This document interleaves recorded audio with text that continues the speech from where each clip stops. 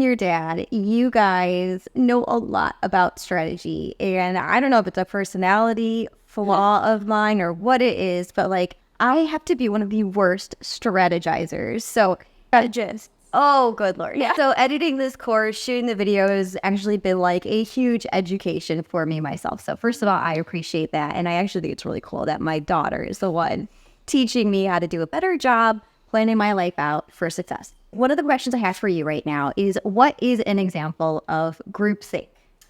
Yeah, so I would say probably one of the best known, best documented examples of groupthink would be the Salem witch trials. It began in 1691, at least the initial kind of outburst of hysteria did, when two young girls started experiencing symptoms that they would have considered a work of witchcraft. They blamed three women. They blamed a slave from the Caribbean. Okay. They blamed a homeless beggar. And they blamed, I believe it was an old widow with very little money. So this was kind of when all of the tensions surrounding witchcraft in Salem began to boil over.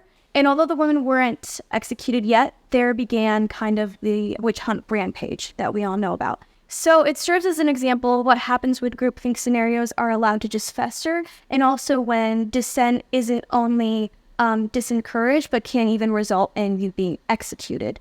Okay, so that was like a really large example, right? One that, like you said, everyone knows about the Salem witch trials. But I would say that teenagers in particular, especially like we always hear about it with social media, have a little bit of like an uphill battle to not fall into groupthink mentalities, right? So in my experience, I would say that it can go either way, because either you really want to connect and fit in with the group, and in that case, it's usually best to, this is a harmless one, but laugh at a joke that you didn't think was that funny, because laughing is a communal event. Sure. And it's meant to connect people. Or engaging in gossip that you're like, okay, I actually disagree with what they're saying. That's really uncool, but it's more important to me to feel like I'm part of this group. Or I think, especially in more hierarchical scenarios in which you really want to get kind of the upper hand on the other teen, or there's some competition, it's kind of easy to throw them under the bus a little bit in the group and be like, disagree. And I've definitely done that before. Groupthinks aren't necessarily a cult. Like, just because something is groupthinky doesn't mean you should say it's a cult,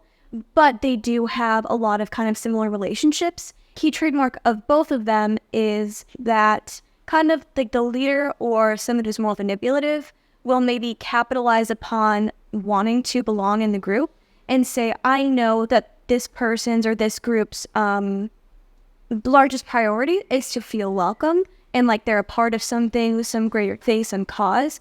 And so therefore, I know that they're at a lower chance of speaking out and might say something that they disagree with. Yeah, relationships are complicated. Yeah. Everybody knows that. Yeah, but it is good to pause and be able to kind of see these things for what they are as they start playing out in your life.